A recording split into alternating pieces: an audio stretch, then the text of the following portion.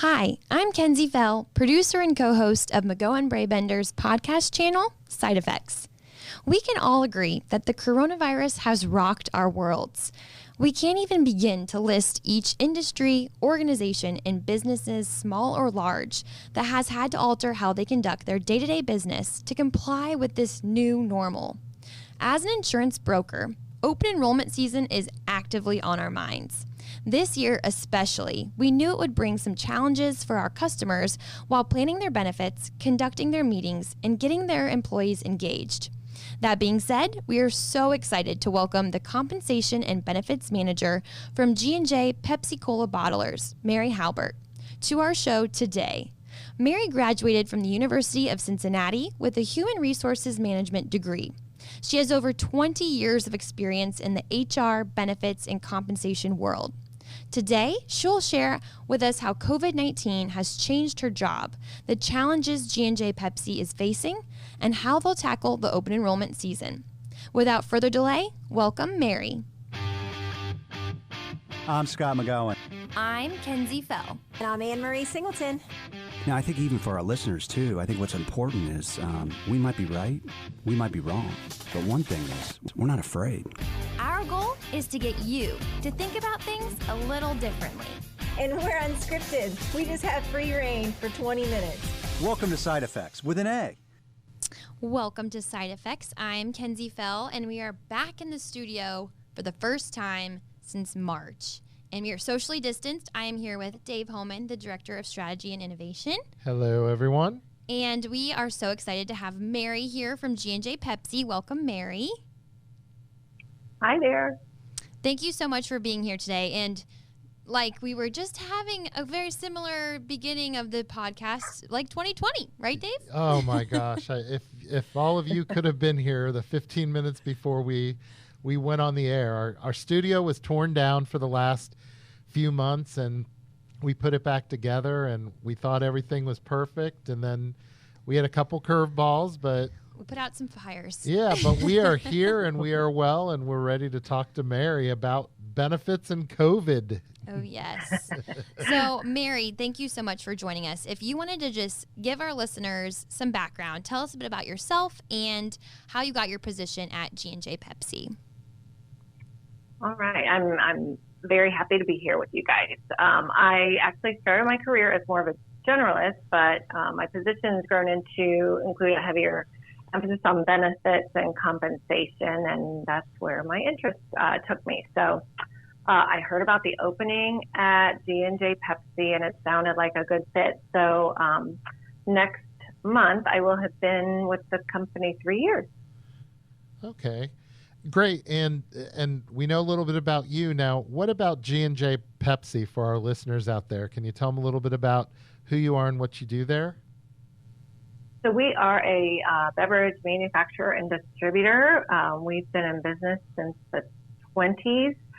We're the largest family-owned bottler that PepsiCo, Pepsi-Cola Corporate has in its book of business, and we are located throughout South and Central Ohio, and also Central Kentucky, with Columbus being our largest location.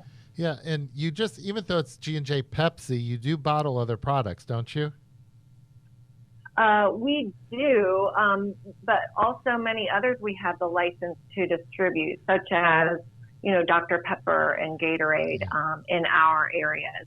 So while we don't actually bottle those brands, we have the license to distribute them. Okay, yeah, I'm not in the beverage jargon business, so I apologize for that. So, and how many employees across all those locations? About how many employees do you have? So we have over 1,500 employees, and like I said, Columbus is by far our largest location, but we go as far in eastern Ohio as, say, Athens, and then as far south as Lexington and Winchester, Kentucky. Okay. So I know with that many locations, that many employees dispersed geographically, there are some challenges when it comes to benefit communication. And can you talk or speak maybe for a moment about what your challenges were pre-COVID as far as communicating with your employees? Sure. Yeah. We do struggle to reach everyone consistently, even though every employee has a G&J Pepsi company email account. Since the majority of our employees are not at a computer workstation. So, but we do have a number of employees who are issued handheld devices that are capable of accessing email, but unfortunately it's not a habit for many of them. So that's, that's our primary channel of communication. But of course, we do some communication via U.S. mail, and we still, have a number of folks who claim they never received a piece of communication from us. Yeah. Right. So there were challenges before COVID. COVID feels like it was a million years ago now, but really it was about 7 or 8 months ago. So let's go to March 13th. I feel like that was a big day. COVID hits. Things changed in America. It feels like overnight. So what exactly changed at G&J? Initially, those of us who were able to be sent home to work did so, especially those of us in like open office type of areas where we share space. It was felt like that was probably the safest thing to do. But for others, like working out in the market, their business kind of ramped up. Right. Keeping product on the shelves was a challenge. We were making many more trips to do that. The delivery folks were, but then others, like for instance, who service in the restaurant business, they were not as busy. Obviously, Struggling. when some of those had to be shut down. So G&J had to make the tough decision to lay off mostly on a temporary basis, a handful of those types of workers, while others had, some hours cut. But we're considered essential in the food and beverage area, so we were able to continue operations, which is a blessing. Right. That's so nice. And how would you say it affected morale in the company? So it was kind of all over the map. Some people were, excited to have the opportunity to, work even harder and, have a feeling of, keeping things going, so to speak. So there was that. And then I could definitely sense, others who, just, the gravity of, what was happening, people with kids and, so it was kind of across the board. Right. No, that makes sense. And I never really thought about that. If you're an essential worker, you're like, yeah, I'm in the food and beverage industry. They need us right now. So that is, I never really thought about that. That's interesting. Yeah. So from a communication standpoint, what happened? Did anything change in March and April? Did you find yourself just overall organizationally, in light of what was going on, did you find yourself communicating a whole lot more? Did you try to use different methods of communication with some people at home and others, on site? What types of challenges did you face during that, and how did you address them? Well, G&J was in the process of rolling out Microsoft Teams to the organization. Right in the thick of that. So that was a good thing that, the timeliness of that.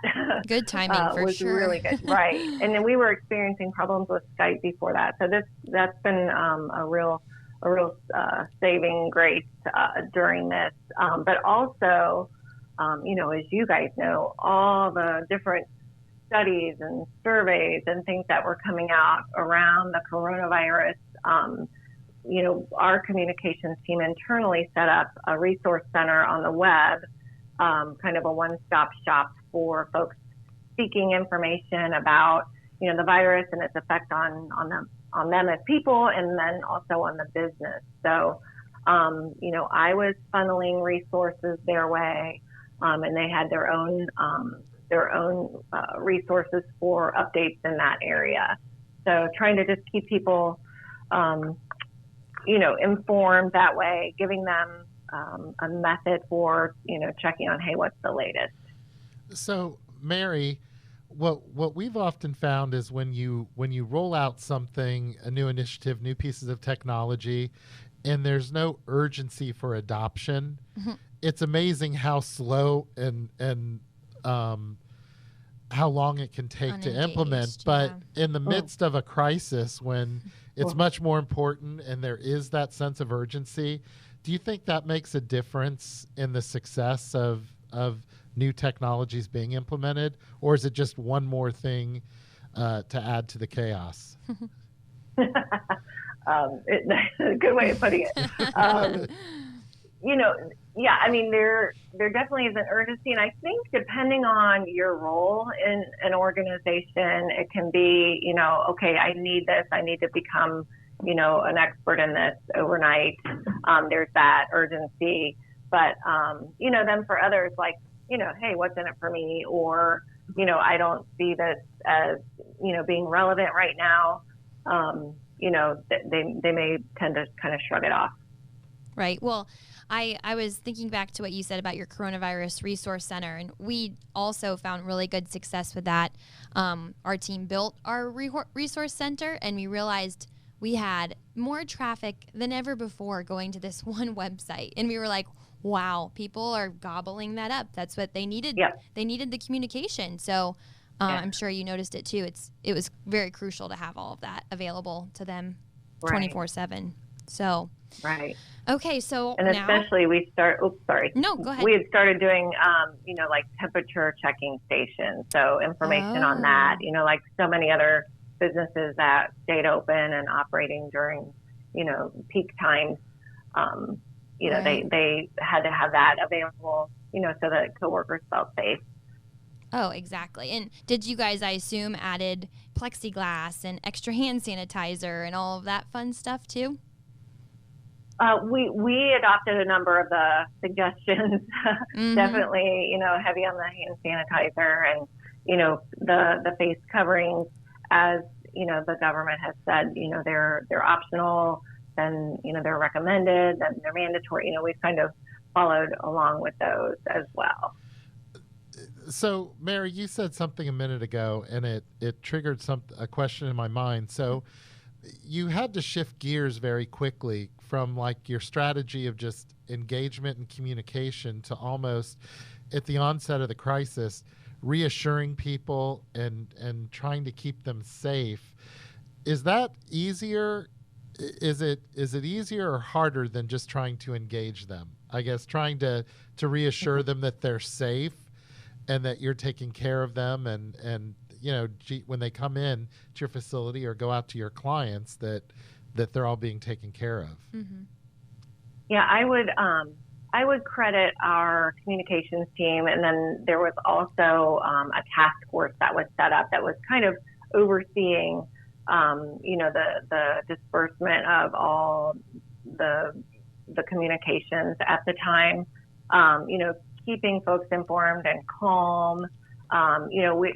We at the corporate office are somewhat at a disadvantage because we're not, out, with the employees at the locations.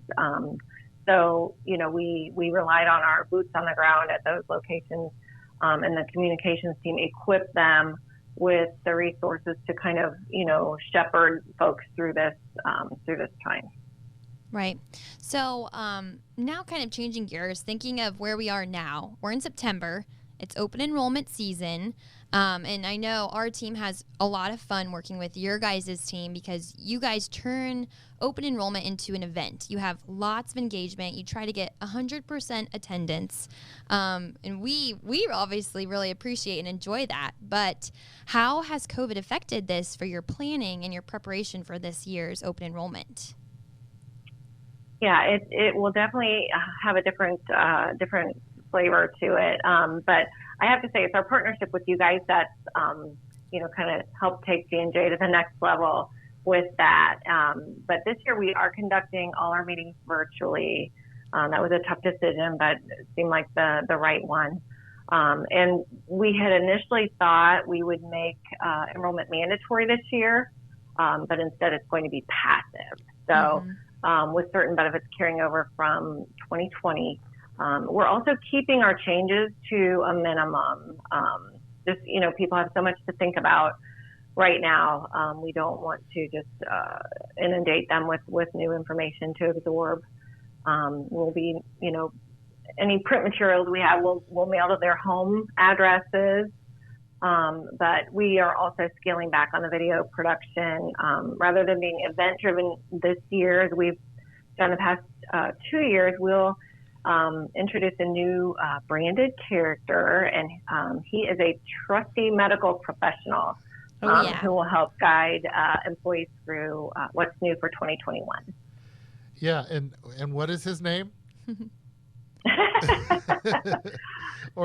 will be his big debut. Yeah, it's I Dr. know. Pepper. Dr. Pepper. That's and for our listeners, when Mary talks about open enrollment being an event for them, it truly is. And I think of the clients that we help out with our team here, G&J is by far the most fun and the most creative, we can really get out of the box and make it fun and engaging, so that the audience just aren't passive participants. They're engaged. They feel like they're in the moment. And I think if we could look to any client that really kind of sets the standard for open enrollment, it would be G&J Pepsi. So you guys do it spectacular. But at the same time, I know that we had a call a couple weeks ago, and we, as you said, we are scaling it back. So our team has been working really hard to think about how can we still take that from a large scale and keep it on a small scale, but keep your brand, keep your culture, keep your engagement. And so we're currently looking at that. So I think this forces us to be creative and agile in different ways for you. And I think even from the benefits side, where your team looks to plan for open enrollment. And so is that I know that you talked about what G&J is going through. What is your advice for other companies that are going through this right now, open enrollment, in a very different way? Yeah, that's a good question. I don't think anyone has all the answers right now. We're just dealing with so much uncertainty in the world and certainly in our businesses. But just to, hopefully have an ear to, the employees and the folks who are working beside them and with them, what might work. Like I said, our decision to make them all virtual was really tough, because we look forward to getting out and meeting with the employees. Sometimes this is our only chance during the year to engage with them. So, just listening to what the employees are telling you they need, as far as, even benefit offerings. We've been planning our 2021 open enrollment for several months now. But, obviously we've shifted a bit. We've scaled back on, any of the changes we have planned. We're just doing the ones that make the most sense for us as a team and as a population. Some just aren't appropriate to roll out right now. And I'm sure the employees appreciate that. You're right. There's so much stuff coming at them, and this is one thing that doesn't have to be complicated. And I really love that you guys are still even being creative with a passive enrollment, because we're super excited for Dr. Pepper, and I'm sure that'll get their attention and get them excited and hopefully make it an easy process. So right. And who doesn't trust Dr. Pepper, right? I know, right? Exactly. And with his little outfit he's going to be debuting, super cute. So while we kind of wrap up towards the end here, generally speaking, how has COVID changed your job for the better and for the worse, and your team too? Well, my team is back working in the office, kind of on a semi-staggered basis, we're calling it, just because of the space constraints. So all our collaboration is still being done virtually. I mean, I can be on a Teams call with somebody in the very next office. So it seems kind of silly, but it's what we have to do, to maintain, the social distancing. I think it has maybe renewed our appreciation for one another.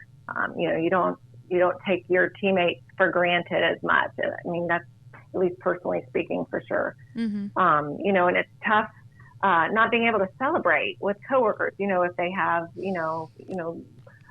personal milestones or, anniversaries, things like that. Or, properly welcoming new employees in the department.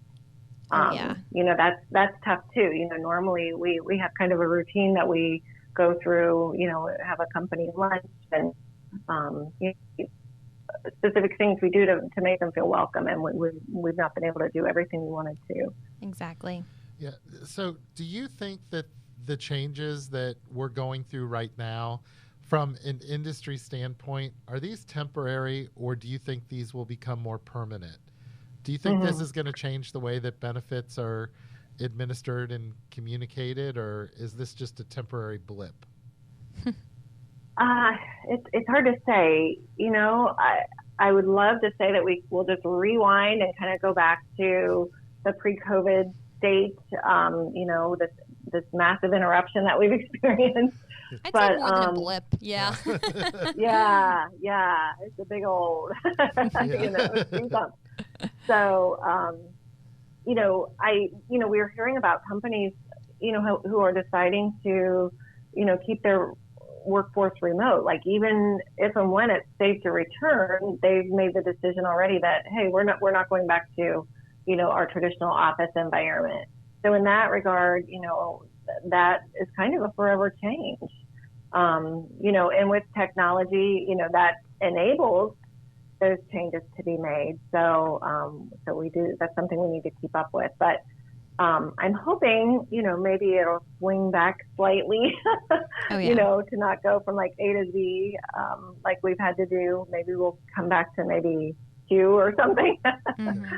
Do you think that employee benefits and the offerings are going to be changing, like for the future? Do you think a lot more will be COVID related, or how do you think the future of benefits look? I guess maybe even will telemedicine become not just an add-on, but an integral part of every plan? Mm-hmm. Yeah, it very well could, because the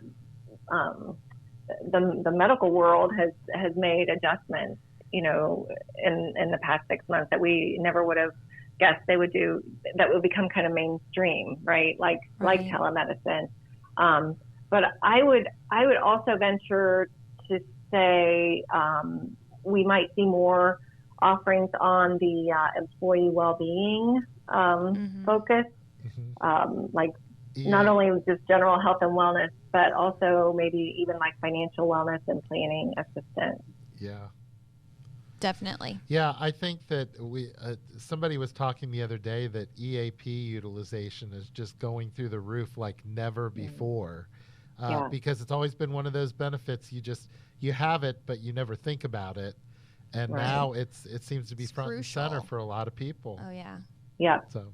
Yeah, I think it is with ours too, and that was definitely in our resource center, front and center. Who were struggling. I mean. Even like with childcare arrangements and stuff. I mean, that's got to be so tough on families. Yeah. You're right. Well, Mary, I hate to do this, but our time has come to an end, and we so appreciate all of your insight and expertise. Thank you so much for joining us today. Do you have any last comments you'd like to share with our listeners? Just, thank you guys for what you do, and your whole team helps us get the job done day after day. So it's my pleasure spending the time with you guys. Wonderful. Well, thank you everyone for tuning in. If you have any questions or comments about our episode on side effects, you can learn more about Mary and G&J Pepsi on our website, and you can email me at kenzie@healthierbirthdays.com. Or you can reach out to Dave as well. Yeah, Dave at healthierbirthdays.com. So thank you so much for joining us, and we will see you next time on Side Effects.